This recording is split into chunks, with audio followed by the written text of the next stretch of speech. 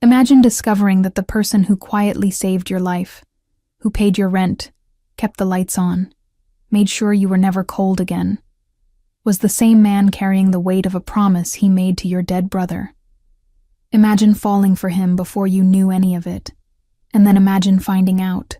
This is the story of Priya Walton, a woman who arrived in Seoul with nothing but grief and a name to look for, and Yoon Ki-ryu, a man who had been looking for her long before she ever knew he existed. What he did when he found her on the streets of Seoul, you will not see coming. And what happened after? The slow unraveling, the impossible tenderness, the moment everything shattered and had to be rebuilt from the truth, will stay with you long after this story ends. Stay until the end. You will want to see where this lands. If you are new here, welcome. Subscribe and turn on notifications. New stories drop every week. And leave a comment. Have you ever been helped by someone who asked for nothing in return? Tell me below. I read every single one. Seoul in November does not apologize for the cold. It arrives without ceremony, without warning, slipping under doors and into bones before anyone is ready. The streets of Itaewon empty faster than they should for a Friday night. The neon still blazing above shuttered tents and convenience store awnings. But the people retreated into warmth, into each other, into anywhere that is not out here. Priya Walton had nowhere to retreat to. She had been in Seoul for 11 days. She had planned to stay for 2, fly in, find her brother, fly home with him, or at least with the certainty that he was all right. That had been the plan. That was why she had spent her last savings on a one-way ticket, so certain the return would sort itself out once she got here, once she saw Ade's face, once she heard him say her name in that way he had, like the word itself was something precious he was careful not to drop. The plan died at a clerk's window in a government building in Junggu. The woman behind the glass spoke very gentle English and looked at Priya with eyes full of a pity that said everything before her mouth opened. Ade Walton, 31 years old, died 8 weeks prior. Cause of death: complications from a terminal illness he had kept secret for over a year. Priya had sat in a plastic chair for 4 hours after that. She was not sure she had breathed correctly in any of them. She stared at the wall and let the information sit on top of her because there was nowhere else to put it. He had known. He had known, and he had said nothing, had continued calling her every Sunday, had asked about her job and her friends and the novel she was supposedly writing, had listened to her complain about tube delays and bad weather without once saying, "Priya, there is something I need to tell you. I am running out of time." She did not understand it. She would not understand it for months. The rest happened fast and ugly, the way disasters do when they arrive all at once. The man she had trusted to hold her documents while she navigated the bureaucracy, a fixer, recommended by someone online, someone she had believed was reputable, had vanished with her passport, her phone, her emergency cash, and the deed to the studio apartment Ade had apparently left in her name. Gone. The kind of theft that is surgical and premeditated, that identifies grief as the perfect distraction, that targets the people least equipped to chase it. She had reported it. She had been told to wait. Nobody came. 11 days. She had survived on the charity of a Korean woman named Mrs. Cho, who ran a pojangmasha near Itaewon Station, and who asked no questions when Priya appeared, the second night looking hollowed out. Mrs. Cho had given her soup that tasted like something her grandmother might have made, and a blanket, and the use of the backroom cot when the nights got too cold. Priya would spend a long time afterward trying to figure out how to repay that generosity. She never quite managed to, because Mrs. Cho refused everything, and eventually Priya understood that some people give because giving is simply who they are, and accepting gracefully is its own form of respect. But Mrs. Cho's cart was not a permanent shelter, and tonight it had rained, and the cart had closed early, and Priya was sitting on the steps of a closed pharmacy with a plastic bag containing everything she still owned, a change of clothes, half a granola bar she was saving for morning, and the photograph of Aid she had been carrying in her coat pocket since London. The photograph was from 3 years ago, Christmas in their mother's kitchen. He was laughing at something off camera, and his laugh was the whole photograph, the kind of joy that makes the rest of the frame irrelevant. She was not crying. She had made a decision somewhere around day 4 that crying was a luxury she could not afford until this was over. Whatever over meant. She was focused, instead, on the specific arithmetic of survival. What she had, what she needed, what was possible. She did not notice the car until it had already slowed to a stop. It was not a flashy car. That was the first thing. People with the kind of money that paid for that vehicle usually drove something designed to announce itself. This one was dark and quietly expensive in the way that costs more than ostentation ever does. The restraint of someone who does not need the world to know. The window came down, and the man who looked out at her was not what she expected. Not in the way he looked, but in the way he looked at her. Like someone processing a recognition that goes deeper than faces. He said her name. Not Miss Walton. Not excuse me. Her name, Priya, spoken with the careful weight of a person who has practiced it, who knows exactly which syllable to lean on. She was on her feet before she had decided to stand. Years of navigating the world as a woman alone had wired her for exactly this moment. The scan, the calculation of exits, the assessment of threat. She took 3 steps back and kept her face very still and said nothing.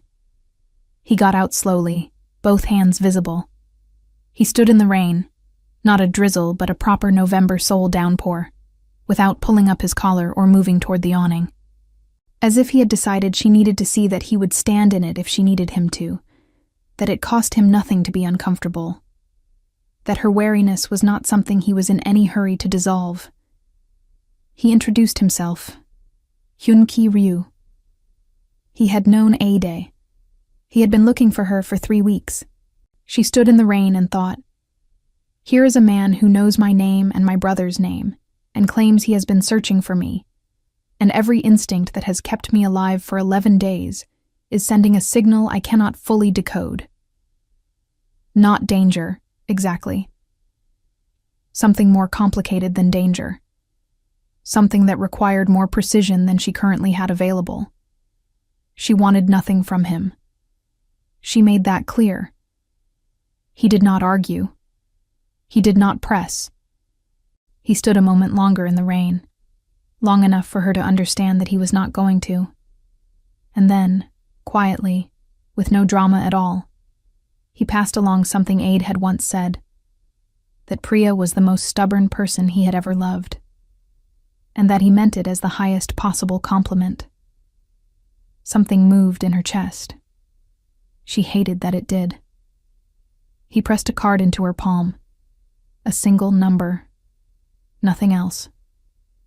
His eyes did the rest of the asking. Then he got back in the car and drove away, and the taillights disappeared into the rain, and she was alone again on the same steps she had been sitting on, except that something had shifted in the quality of the alone. She stood there for a long time after the car was gone. She felt, for the first time in 11 days, something that was not grief or fear or cold. She was not sure she had the vocabulary for it yet. She put the card in her pocket next to the photograph and started walking. She did not call the number. The next morning, a key appeared under the door of Mrs. Cho's back room. With it, an address in Mapo-gu and a piece of paper with a single handwritten line. The lease is paid for 1 year. And beneath that, in the same careful script, Aid wanted you to be well. No signature. She stood holding the key for a very long time. She thought about refusing it. She inventoried, very honestly, what refusing would mean. Another night on a cot, another day of the slow and grinding arithmetic of having nothing, another afternoon of reminding herself that this was temporary, except she was no longer certain it was. She moved in that afternoon. She told herself it was temporary. She told herself she would find a way to pay it back. She told herself, very firmly, that this changed nothing about her ability to trust anyone. She kept his card next to Ade's photograph, propped against the windowsill of an apartment that smelled like someone else's cleaning products, and a life she hadn't started yet. The Ryu group occupied 4 floors of a building in Gangnam-gu that had been designed to make you feel, from the moment you stepped through the entrance, that you were operating in a world where nothing ordinary was permitted to exist. Glass and pale stone, and the particular quality of silence that only comes from very good acoustic engineering. Everything considered, nothing accidental. Priya walked through those doors 3 weeks after moving into the Mapogu apartment and felt the whole building register her arrival, not rudely, but the way spaces notice when something unexpected enters them. She had found the job listing herself: freelance translator and cultural liaison, English and French, project-based contracts. It had taken her 6 weeks to reconstruct enough documentation through the embassy to be employable. 6 weeks of paperwork and waiting, and the particular exhaustion of bureaucracy, which is a different exhaustion than grief, but not entirely unrelated. The posting had appeared in her search results on a Wednesday morning. She had applied that afternoon without knowing who the company belonged to. She told herself, afterward, that this was the truth. She had, however, Googled Ryu Group before the interview. She had read 4 articles. She had closed the browser and pretended she hadn't. The interviewer was a brisk and precise woman named Miss Park, who asked excellent questions and gave nothing away. Priya was offered the position 3 hours later. She accepted. She started the following Monday. She did not see Hyun-ki for the first 2 weeks. He was a presence in the building the way weather is a presence, not always visible, but felt in the quality of the air, in the calibration of other people's behavior. When he was in the building, the energy on the floors shifted in ways too subtle to name but impossible not to feel. People spoke his name with a particular register of respect that told Priya exactly what kind of man he was in a room. The kind who does not raise his voice because everyone is already listening. She filed this carefully. The first time they were in the same space was a Thursday afternoon briefing for an international partnership she'd been brought in to facilitate. She walked in late. She had taken the stairs, the elevator held up by someone in the lobby, and found 12 people around a long table, and Hyun-ki Ryu at the head of it, mid-sentence. He stopped. Not dramatically. For exactly 1 second, something moved across his face, recognized, contained, professionally erased. But she caught it. She had been watching for it. She took her seat. She did her job. She was as Ms. Park had suspected, and Priya had not bothered to hide. Very good at it. She had a way of moving between languages that went beyond translation into something closer to diplomatic interpretation, carrying not just the words, but the tone and the intent and the cultural subtext that had no direct equivalent. The room noticed. He noticed. She did not look at him when she felt him noticing. After the meeting, as the room emptied in the unhurried way of Korean corporate culture, he approached her, in English first, then French, switching between them with the ease of someone who has lived in multiple languages and knows that language is not just communication but signal. He was testing. She understood, but generously, the way you test someone you are hoping will pass. She matched him in both, comfortably, without making a performance of it. He almost smiled. It was, she would think later, the almost that got her, the sense of something held just at the threshold, disciplined but present. She went home that evening and sat in the apartment he had paid for and thought about what it meant that she was now employed by the man who had done it. She thought about whether the job listing had been placed for her to find. She thought about what it would mean if it had. She thought about the rain, and the card, and the line that said, "A day wanted you to be well." And she thought about whether she was angry. She was, a little. Anger felt cleaner than gratitude. Gratitude felt cleaner than the third thing, which she was not ready to name. She decided to test him. The first test was calibrated and careful. In the next full meeting she attended, She pretended not to understand a Korean phrase she understood perfectly, a phrase about her performance, said during a sidebar between two senior managers.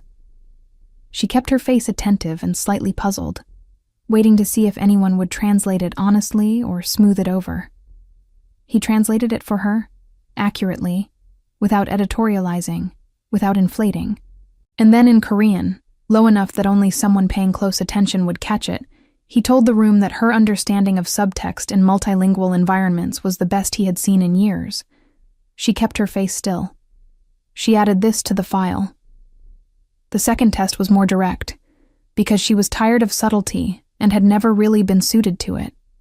Over coffee in the small break room on the 32nd floor, a room used almost exclusively by junior staff and, she was starting to realize, by Hyun-ki Ryu when he wanted to be somewhere that wasn't his office. She put the question to him plainly. Why the apartment? Not confrontationally. Honestly, she needed to hear the shape of his answer. He set his cup down. He looked at his hands. He was quiet long enough that she began to suspect he was choosing between several true answers and weighing which one she was ready to hear. The answer, when it came, was plain. It was because Aid had asked him to. Before he died, Aid had made him promise to find her. He had feared that if anything happened to him, Priya would be too proud to ask anyone for help, and that was the thing most likely to destroy her. He had asked Hyun-ki to find her and make sure she wasn't alone. And if she'd been fine, she wanted to know. If she'd arrived in Seoul and been completely all right. Hotel, documents, everything in order. The answer was simple, and it landed quietly. He would have watched from a distance and never made contact, and she would have never known he existed.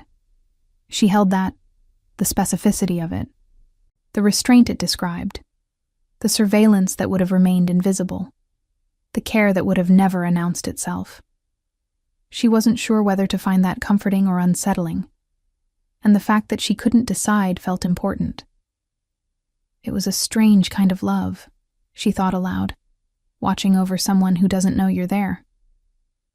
Aid had understood that kind of love better than anyone Hyun-ki had ever known. And then the room was quiet, because there was nothing left to add to that, and both of them knew it. She thought about her brother, his particular genius for care that came without announcement, without receipt, without any need to be witnessed. She thought about how much she had never noticed how much he had done until it stopped being done. When she looked up, Hyun-ki was watching her with the expression of someone who knows exactly where a person has gone in their own head and is not going to interrupt the trip.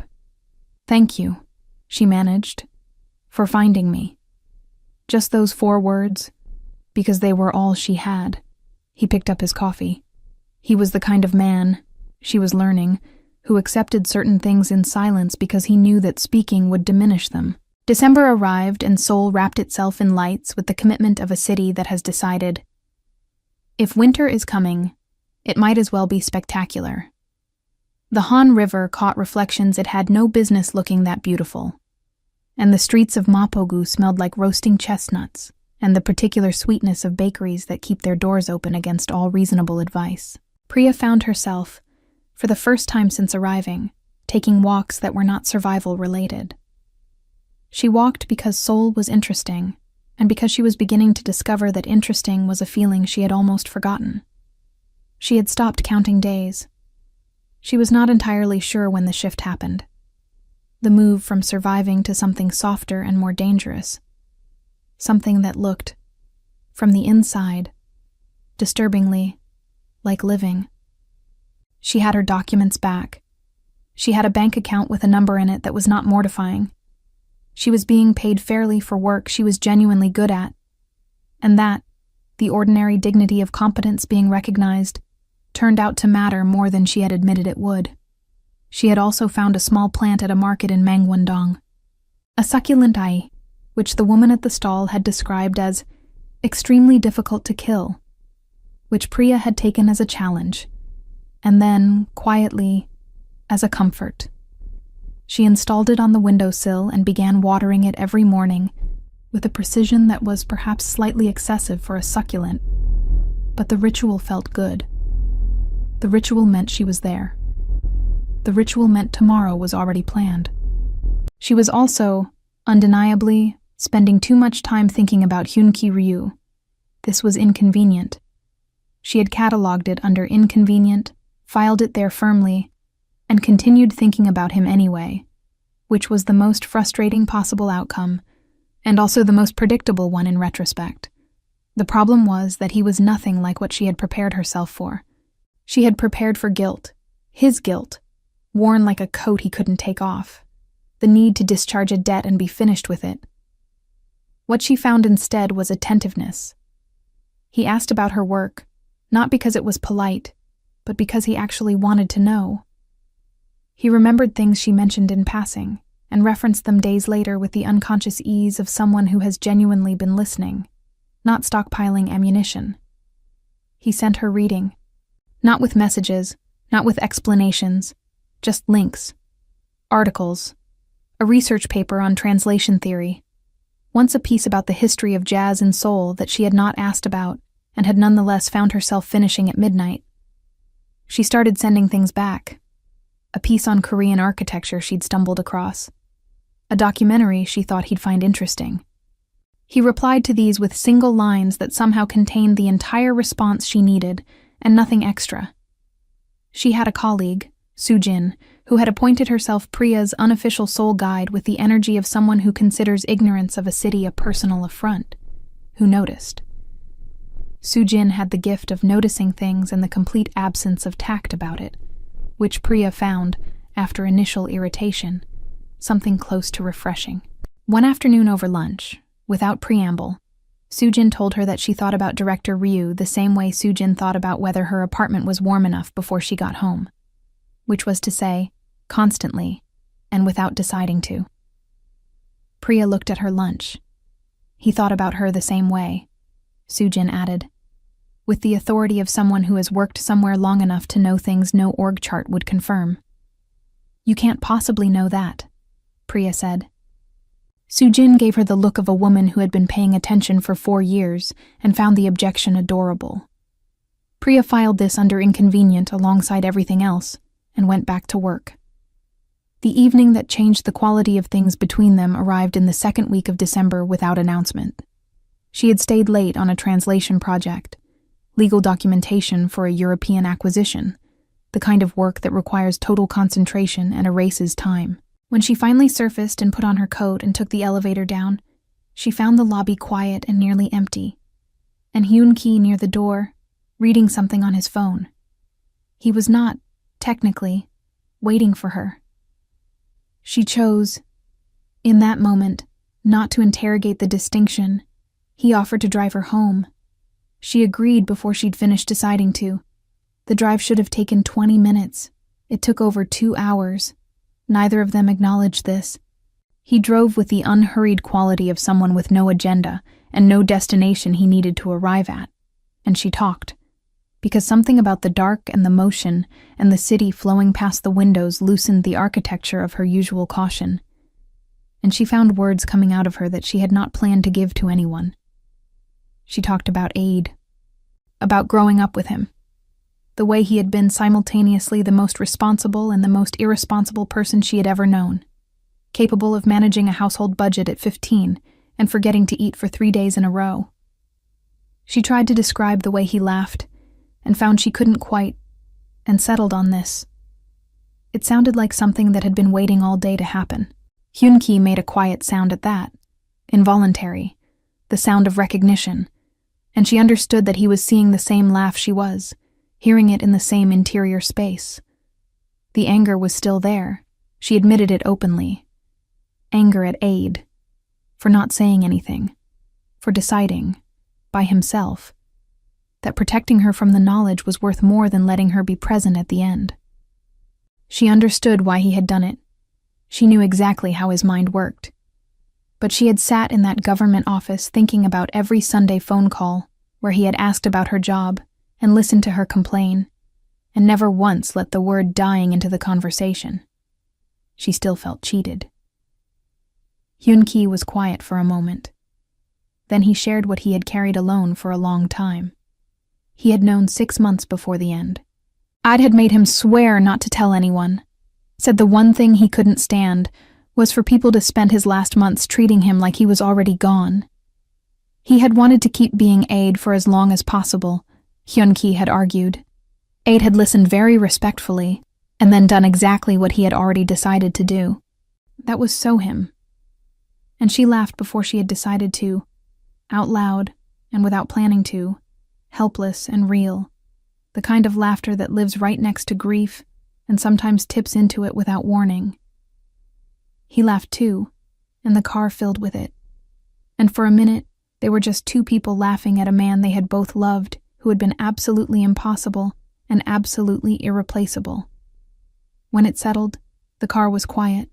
She looked out the window at the city lights and felt, in the space where the laughter had been, something that was not grief, something warmer and more frightening. He parked outside her building. She said goodnight, just the word, without ceremony, and got out and was halfway to the door when she turned back. He was still there, not pulling away, just sitting. She did not examine this too closely. She went back to the passenger window, which he lowered. For what it's worth, and she meant it, which surprised her. She thought he was a good man. She hadn't decided yet whether she trusted him, but she was starting to think those might be separate questions. He held her eyes for a moment. Then, quietly, he'd take it. She went upstairs and watered the succulent even though it wasn't a watering day, and stood at the window for a long time watching the street below. January in Seoul is honest about what it is, clean and cold and remorseless, the kind of winter that has no interest in pretending to be something easier. The city adapts. The street food gets richer and hotter. The convenience stores do extraordinary business in hand warmers and canned coffee. People walk faster, heads down, scarves pulled high, and the city has the particular compressed energy of a place enduring rather than surrendering. Priya had a proper coat by then, dark green wool, bought at the Dongdaemun market on a Saturday she had gone with Soo-jin. She had stood in front of the rack for so long that Soo-jin had lost patience and wandered off, and Priya had, without fully deciding to, called Hyun-ki. He had picked up on the second ring. He had, she discovered, very specific opinions about winter coats. Not about aesthetics, but about construction, about the kind of warmth that comes from quality rather than bulk. She had found this inexplicably reassuring. She bought the green one. She wore it home. She had stopped testing him, more or less. Not because she had formally concluded the tests and rendered a verdict, but because the impulse had quietly faded. The way an alarm stops feeling urgent once you've confirmed enough times that the thing you were afraid of isn't there. This was, she knew, its own kind of data. They had lunch together most days when he was in the building. They sent reading to each other. He appeared in the break room when she was there with the regularity of coincidence that wasn't coincidence, and she stopped pretending to be surprised by it. Once, on a Friday, she brought 2 coffees, made his exactly the way he took it without thinking about it, and he accepted it without remark, and they both registered what that meant, and neither of them said it out loud. The evening in the middle of January happened in the space that exists between 2 people who have been moving toward something without naming it. They were in his office late, she helping him prepare a presentation for an international board, the kind of document that requires precision that is both technical and human, where the numbers have to be right, but the story also has to land. The city below had gone completely dark except for lights, and at some point food had appeared and been eaten, and now it was just the 2 of them, and the work and the particular quality of attention that fills a room when 2 people are concentrating together toward a shared thing. She had finished a section and sent it to his screen and was watching him read it. He read with his whole face. It was subtle, but there was a quality of genuine presence to it, a sense that the words were landing somewhere real. She had never watched anyone read the way she watched him, and she had not really noticed herself doing it until Soo-jin had pointed it out in one of her casual, devastating observations. He reached the passage she had spent the longest on, the one she'd rewritten 3 times to get the texture exactly right. And he made a sound. Small, unguarded, the sound of something unexpectedly well done. The kind of sound that is too involuntary to be flattery. He looked up, found her watching. The room went completely still. She had time to think. I could step back right now. There is a version of this moment where I step back, say something practical, and we both return to the document. She did not step back. Neither did he. He shifted, not toward her, not reaching. But something in the composition of the space between them changed, narrowed, became charged in a way that had no professional explanation. She felt it in her sternum. She was very aware of her own breathing. He said her name, just that. Her name, said in a way that was not an opening to a sentence. His phone rang. They both moved. Not dramatically, not stumbling backward, but the moment broke cleanly and completely, the way moments do when interrupted by something that requires an immediate decision. He answered, Japanese, a business matter, his voice shifting into the register he used for calls that couldn't wait. She gathered her things. She was composed. She told herself she was composed. At the door, she turned back. He had the phone pressed to his ear, but he was watching her with the expression of a man who has something important in his hands and is not sure he's holding it correctly. Get home safe. The words came out before she thought about them. He held her gaze over the receiver, and quietly, in the space between sentences that belonged to someone else's call, let her know. You too. She rode the elevator down alone. She stood in the lobby for a moment before walking out into the cold. She thought, oh no, I am entirely in trouble, and I have no one to blame for it. The box of AIDS things arrived in the first week of February, forwarded by a friend of his, a woman named Yemi, who had been Aid's closest friend in Seoul in his final year. Priya had known it was coming. She had been told there wasn't much. He had been a man who owned lightly. Most of it was, indeed, ordinary. Books. Some she recognized. Some she didn't. A watch that had belonged to their father. A scarf she identified from a photograph taken in winter, 3 years ago. London. A notebook filled with his handwriting. Dense and looping and slightly too fast for the page, the way he always wrote. She sat with the notebook for a long time, not reading it start to finish, but moving through it the way you move through an album, stopping where the image catches you. He had been thinking about things she would have liked to argue with him about. She resented, deeply, that she couldn't. At the bottom of the box was an envelope. On the outside, in his handwriting, for Hyun Ki, for when it gets complicated. She stared at it for a very long time. It had clearly ended up in her box by mistake. Yemi, not knowing which of Aid's documents had already been handled and which hadn't, had packed everything without knowing this one was meant to be delivered separately. A simple error. Priya was going to set it aside, find an envelope, address it to Hyun Ki at the Ryu group, and send it without opening it. She sat with it in her hands and repeated this intention to herself until the words stopped sounding like a plan. She opened it. The letter was 2 pages in Aid's handwriting.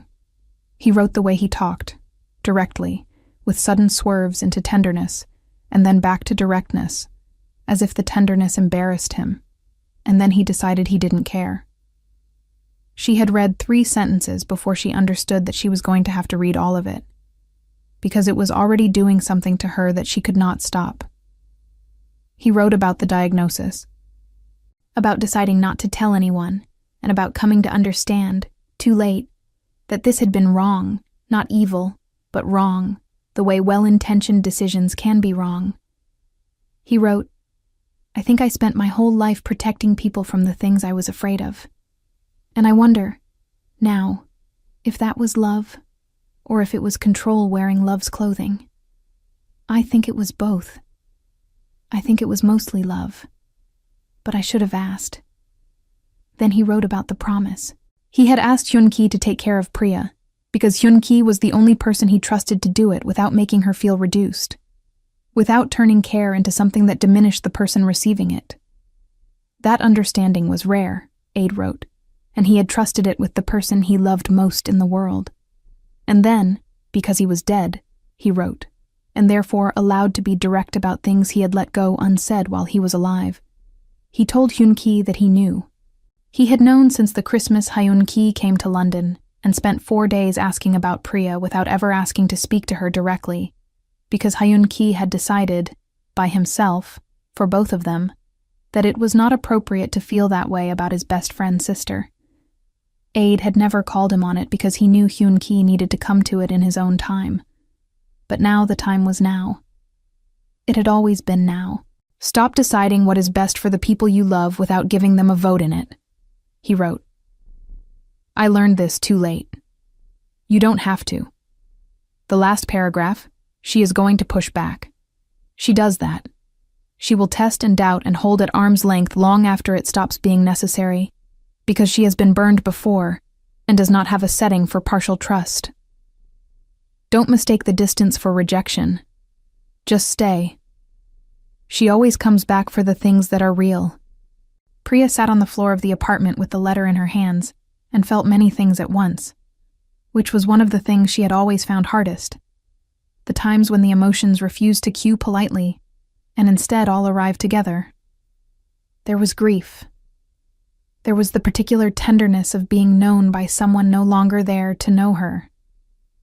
There was the anger of a person who has been managed, even lovingly, even from the other side of death. And underneath all of it, the vertigo of understanding that the question she had been constructing her whole relationship with Hyun-ki around, does he care about me or is this just duty, had been answered before she had even arrived, by her brother, by Hyun-ki's own feelings, exposed in an old photograph, by the way her name sounded in his voice when he thought the room was empty. She could live with obligation becoming something real. What she could not live with was the permanent uncertainty, the crack in the foundation that no declaration could fully repair, because the promise and the love wore the same face, and she would spend the rest of her life not knowing which one she was looking at. She sat with this for a long time. Then she called him and asked him to come. He arrived at 9 a.m. She had made tea. She handed him the letter and watched him read it. His face was not what she expected. She had anticipated guilt, or the careful management of someone caught out. What she saw instead was grief, clean, involuntary, with nothing performed about it. He read his best friend's handwriting and felt his best friend's presence in it and missed him, simply and entirely. When he set the letter down, she put a condition on what came next. She needed an honest answer, even if the honest answer was not what either of them wanted. His answer was immediate. Not the answer itself, but his willingness to give it. All right, his posture said, before he spoke a word. Did he love her? She wanted to know. Or was he keeping a promise? The silence that followed was the longest she had ever sat inside. She kept her hands still in her lap and watched his face. The truth came out of him plainly, without decoration. He couldn't give her a clean version. He had tried to find one. The honest version was both, and he could not show her where one ended and the other began. He had made the promise and meant it. And somewhere between a rainy night in November and 1,000 small things he did not plan or calculate, he had fallen in love with her. He did not know which came first, the love or the promise, because by the time he understood what he felt, it was already woven through everything else. He could not separate them. He had tried. That was the problem. The words came out quiet and steady, which cost her more than loudness would have.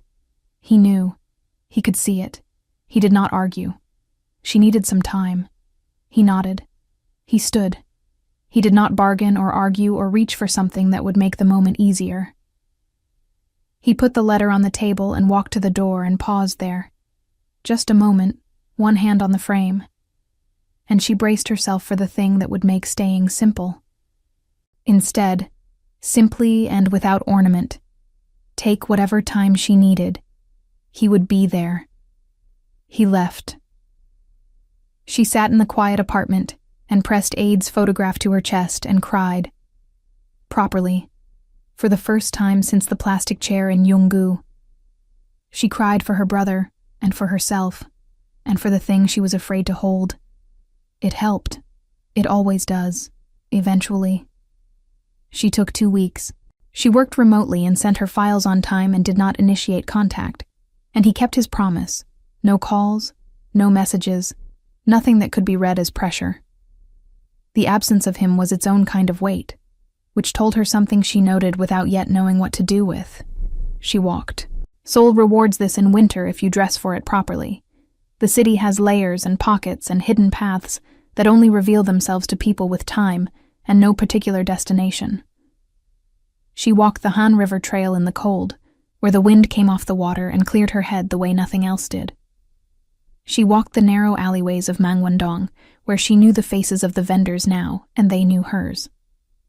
She climbed the hill paths of Bukhansan, where the air tasted of pine and frozen earth, and the city spread below her in every direction like a problem that was also, from enough elevation, beautiful. She thought about Ade, not just the grief of him, but the specific shape of his love. The way he had organized his whole life around protecting people without asking whether that was what they needed. She had always known this about him. She had always, in some private place, recognized it as a mirror. Because she had been doing the same thing to Hyun-ki. She had decided what his love meant.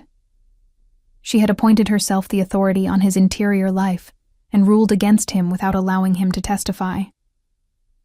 She had decided the promise contaminated everything that grew from it, without giving him the chance to explain how it felt from the inside to carry both things at once. She had protected herself from uncertainty by manufacturing a verdict, and called that clarity Ade's voice, in the rhythm of his letter. Stop deciding what is best for the people you love without giving them a vote.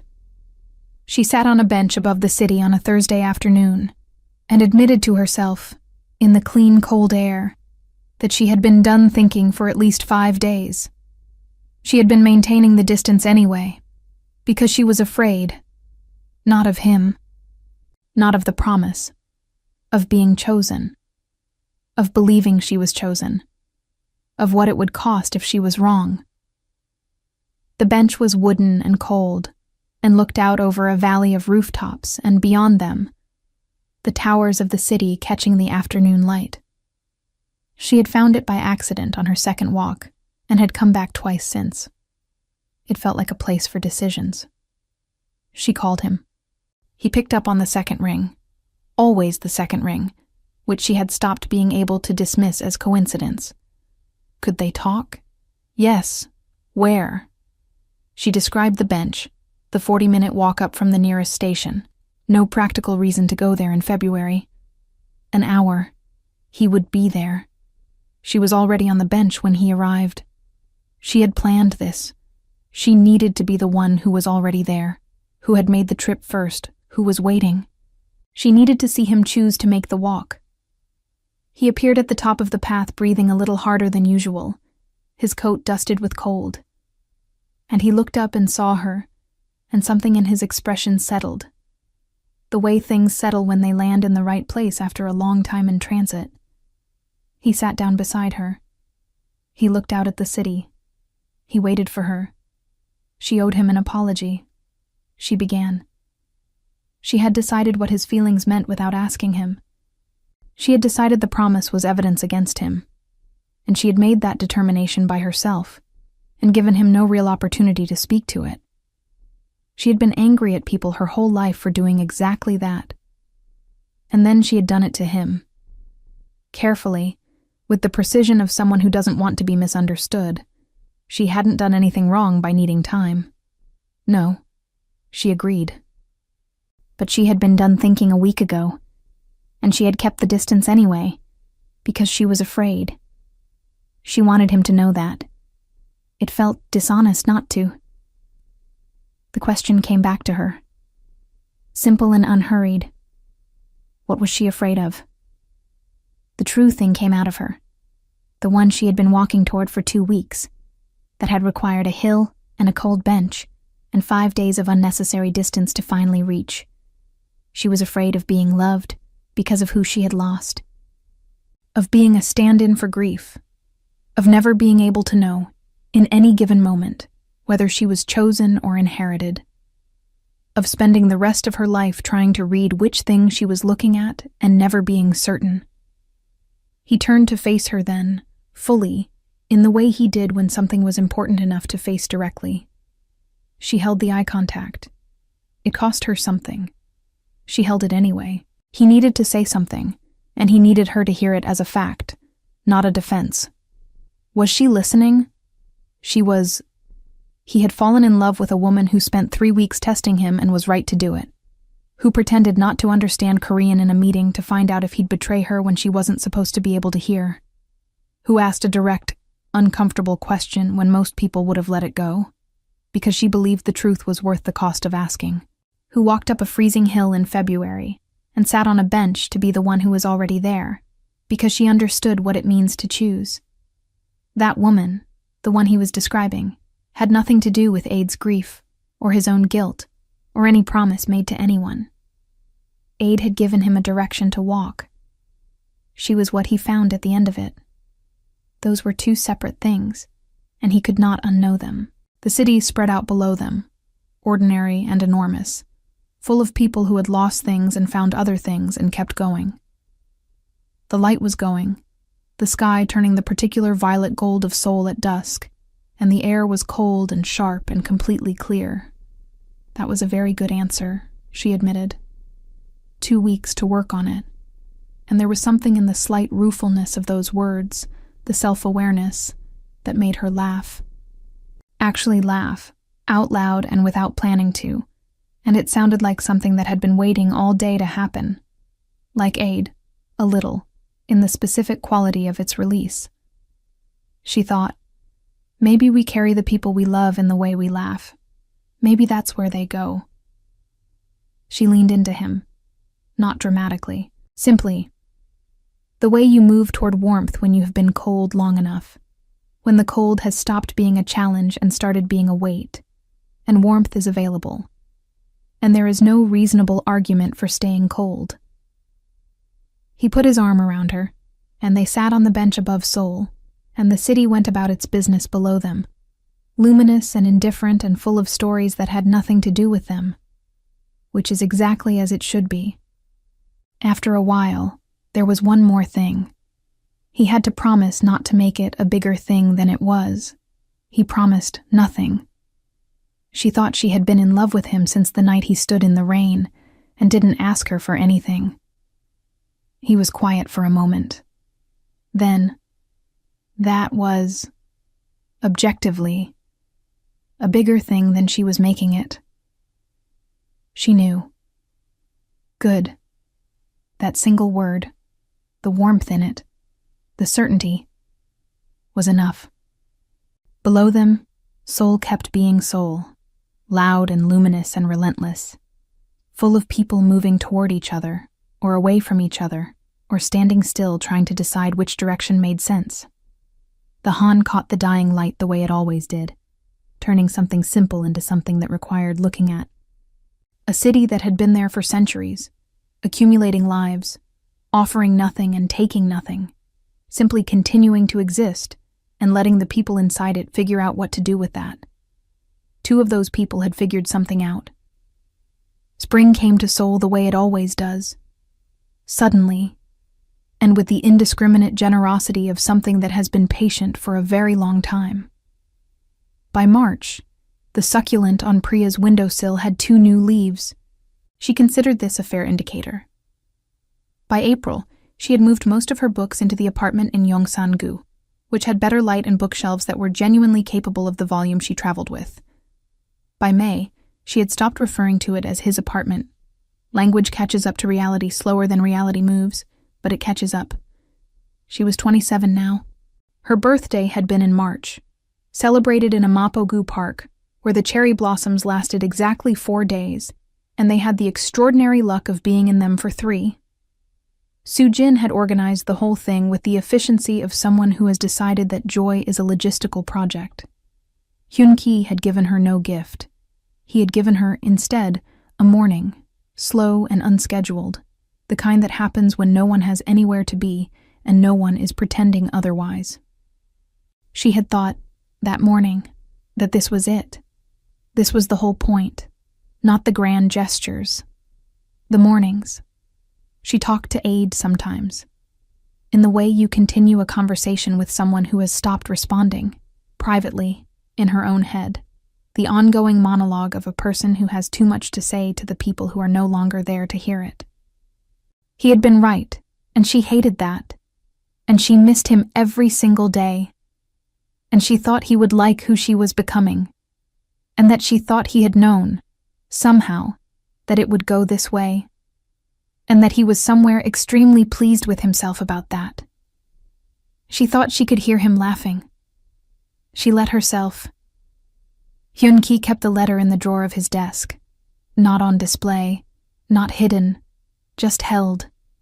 Once, in early spring, Priya opened the drawer looking for something and found it there.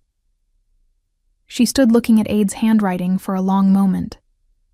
She felt the familiar complexity of it, the grief, the love, the particular tenderness of being the person written about. Then she felt Hyun-ki come to stand beside her, his shoulder warm against hers, saying nothing, simply present. She closed the drawer. She took his hand. There are griefs that do not end. They change shape. They become livable. They grow into part of the architecture of who you are, but they do not end. There are promises that grow into something larger than the people who made them. There are loves that put down roots in the soil of loss and grow upward anyway. Not because they are naive about what happened, but because growing is simply what living things do when given half a chance.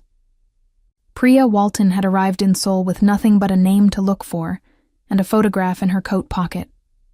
She had been robbed and stranded and cold and alone, and very close to the specific despair that comes not from one bad thing, but from bad things in accumulation. She had been found by someone who had been looking before she knew she needed finding. Someone who had stood in rain without being asked. Who had said, "Take all the time you need," and meant it. Who had climbed a cold hill in February because she had named a place and he had come. She had taken the time. She had come back. He had been there. And Ade Walton, who had spent his life protecting people by deciding for them. Who had made one final, loving, perfectly calibrated decision in the last months of everything, had been right. It had always been right. It had always been right. Thank you for spending this time with Priya and Hyun-ki. If this story moved you, subscribe, share, and leave a comment below. Which moment hit you hardest? Tell me. I read every one. See you in the next story.